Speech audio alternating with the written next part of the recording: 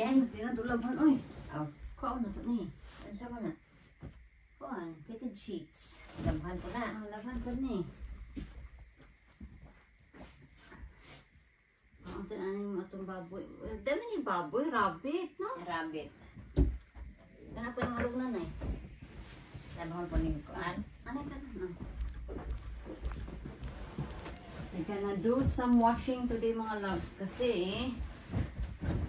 na ano daw maganda yung panahon ngayon. Naman po haplas dari na eh. Ano sa mag-haplas ka? Try. Super set? Dari ko. Ayan pa. Ano na? Kasi kahapon si nanay nag-weeding siya sa garden namin. Nag-circle siya. Ngayon masakit yung ano niya. Katawan.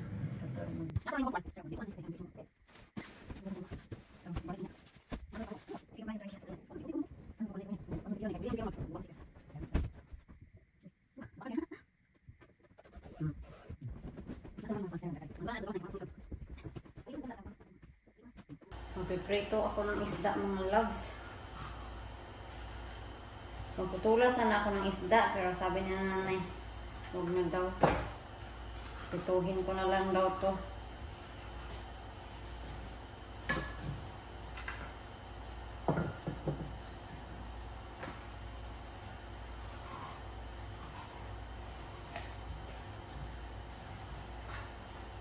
Sana talaga uminit ngayon kasi yung mga bed sheets nilabhan ko. Lagyan natin ng asin, tapos mga paminta, onion powder and garlic powder. Naubusan pala ako ng onion powder mga loves. So garlic powder na lang.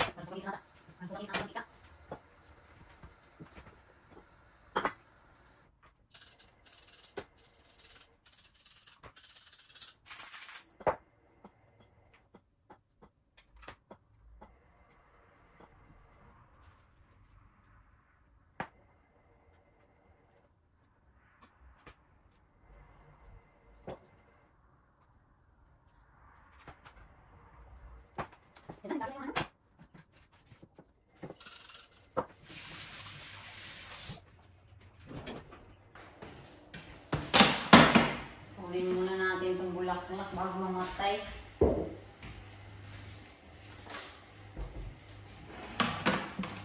Right, are you ready na matalsikan? Akin ang laki-laki ng isda na ito mga love. Hindi nga siya masyado magkasya sa ano sa ating frying pan.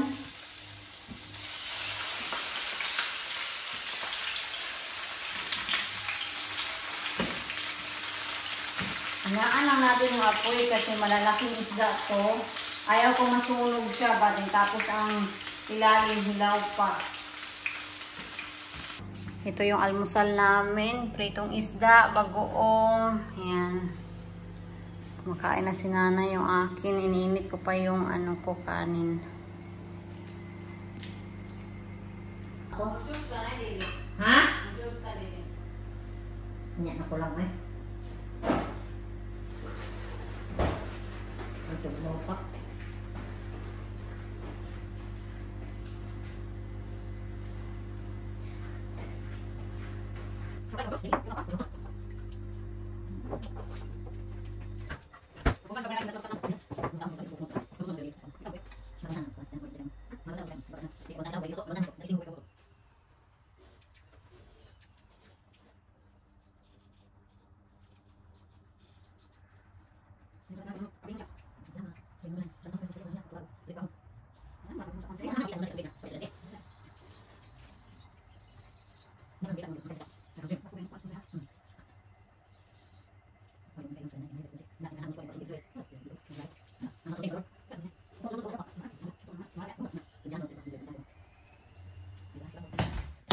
Earlier this morning pala mga loves, si nanay pumunta sa ating strawberry bed.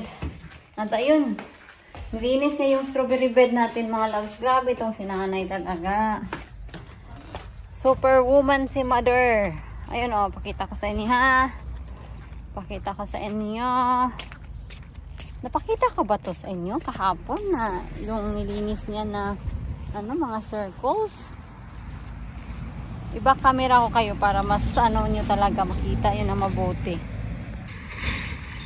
Ito na oh, nilinis niya yung strawberry natin. Yan, malinis na mga loves. Grabe itong si nanay talaga mga palangga. Sinabi ko kay nanay, magpahinga ka muna kasi masakit yung katawan mo from yesterday. Pero ayaw talaga magpaawat. Nilinis niya dito yung ano, yung ating rhubarb. Yan. But yeah, thank you nanay for for cleaning this. Siya yung may kusa na maglinis dito mga loves ha. She's happy to do this. Hindi ko naman siya pinipilit. Baka sabihin ng iba ha. Thank you kayo nanay.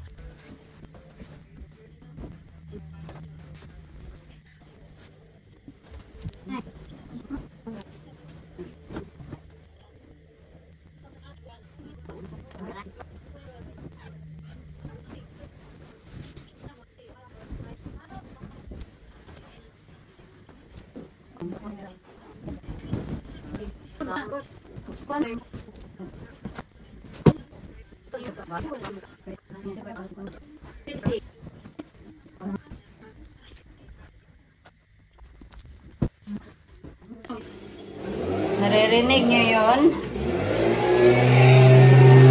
The leaf blower. She wants to try the leaf blower. Come on, she's here.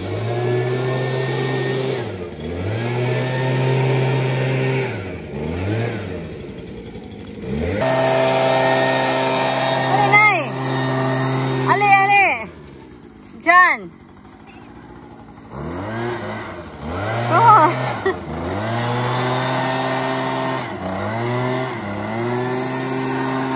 Sige, try. Oh, sige nanay. It's your turn nanay.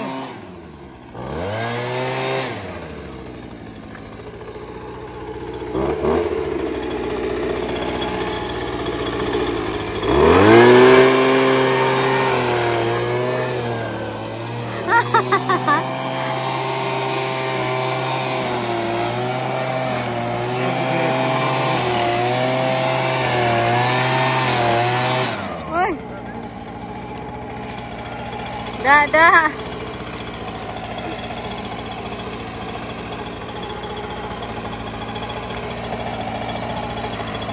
Ipapatry ko lang kay nanay mga loves. Kasi first time niya makita to ba. At first, akala nga niya na lagari yung dala ni Jan. Sabi ko, no, that's a left blower.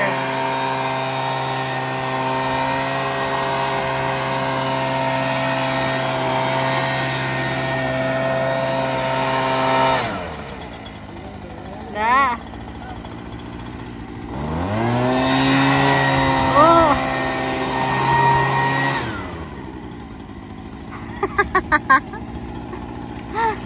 She will be aching in a minute.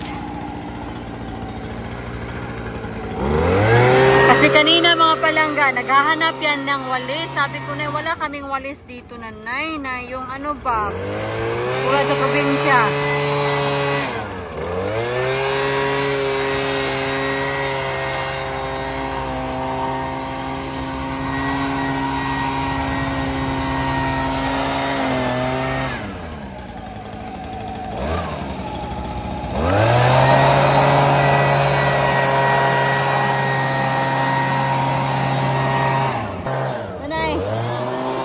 Ka na or mas prepare ni mo itong silhig? Dali, na akong silhig?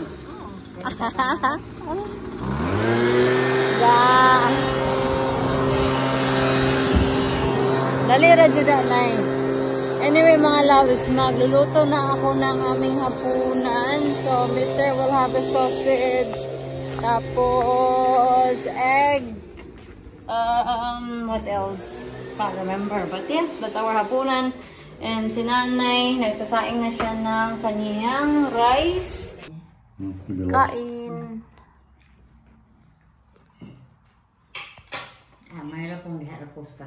There's 3 terminals. Nag-i-edit ako mga palangga at narinig ko si Nanay na sumisigaw ng pangalan ko. Naku naman kasi nag-gardening ulit mga loves. So, nag-edit ako kasi aalis na naman ulit kami. And gusto kong mag-catch up sa mga editing ko pa kasi 2 weeks na lang at babalik na ako sa eskwela. Sabi ko kay Nanay, relax ka lang, umupo ka lang dyan. Pero ayun, ito oh. Huwag ka tugnawa Nanay. Mani mong ingon nga kuan. Saan naman yung ano mo na eh? Itong box na to? Kuan dyan, bulak ba? Bawal ba? Yes.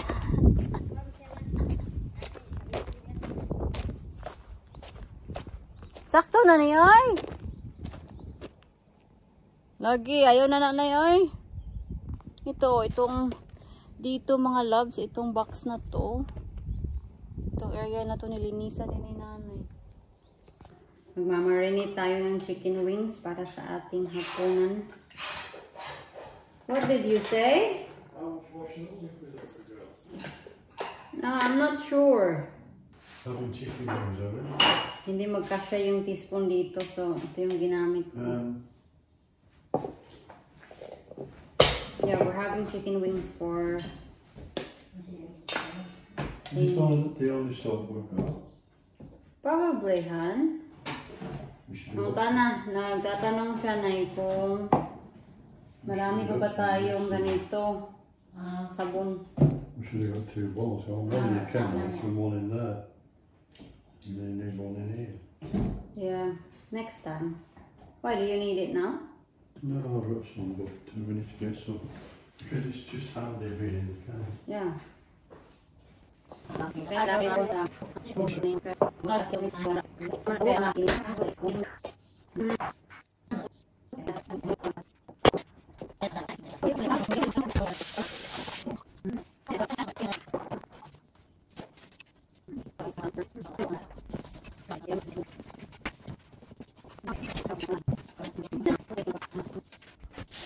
May ilan pala sa inyo na nagtanong kung si Nanay ba, titira na ba siya dito permanently, if she's here permanently.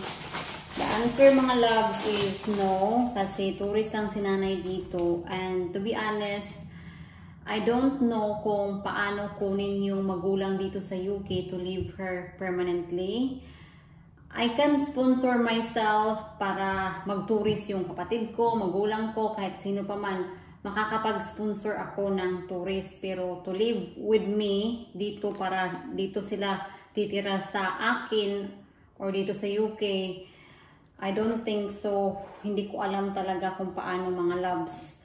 Pwede ka makakuha ng ng asawa or anak, pwede mo silang kunin para to live with you here permanently dito sa UK. Pero magulang, I don't think so you can. I could be wrong.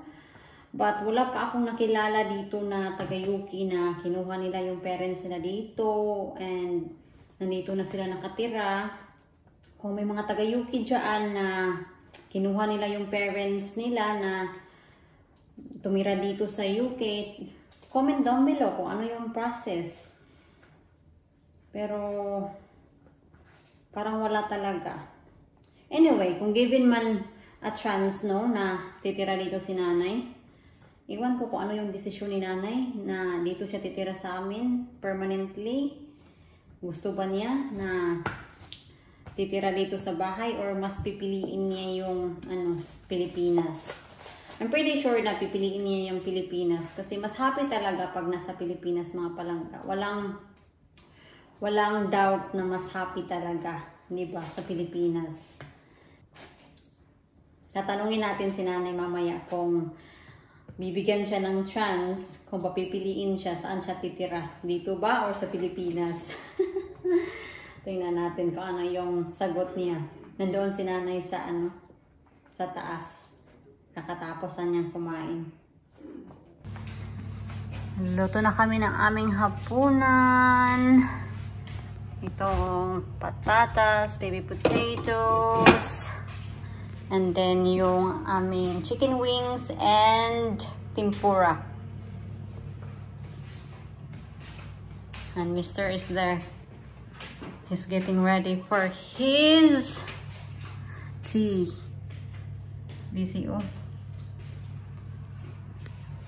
Nanay, ako'y questionin mo. Meron akong question. Ilalagay natin si nanay sa hot seat. So, kung papiliun ka, asa man ka mo puyo, dire o sa Pilipinas? Diri! Vote ni mo. May mandiri po. Kuya, dili kami ngawon. Hindi mo ba mamimiss yung mga apo mo, mga ano? Kuan, miss man, pero naalam to diri. Pero papiliun ka, kung papipiliin ka kung saan ka. Kumain dani po yan, wala mga marites. Magtrabaho. Maganda daw dito mga loves kasi walang marites, walang... Ano pa, Nay? Kumain din po yan, hindi kaya presko kayong hangin, wala yung may kuan, wala kuan diri, wala yung mga... But ni muna Nay, umanhay ka diri. May mangyani, may mangyani. Gimingaw na may kasi mga apo. Inana, ay magkadagpo man na sila magtare ng mga puna dili, man na sila. Puhon. Magkadagpo mga rin, magana sila. Nya dili ko yung permente nga di ta kauli dito, uli papunta ubuhi papunta. Buwa mo dito, na mangay ko dali nagpuyo. Oo. Buwa din po ko dito sa Pinas. Balay ka dugay-dugay, basta makaduaw. Oo. Nana. So yun yung ano ni nanay mga loves decision. Ano na yun, murag di magpwede dali kuha ng parents sa UK.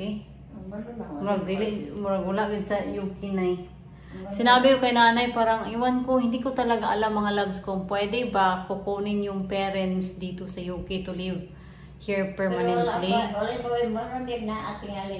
Iwan ko na wala pa talaga ako nakilala dito na merong kinuha na parents. Nakakuha sila ng asawa nila, mga anak. Yun, pero parents, iwan ko na we don't know. So, comment kayo mga palangga kung, sinabi ko naman sa inyo kanina, comment kayo kung kung may mga parents kayo na nakapunta dito and nakatira na dito sa UK. So, yun. It's sunshine, no? Hello, mister.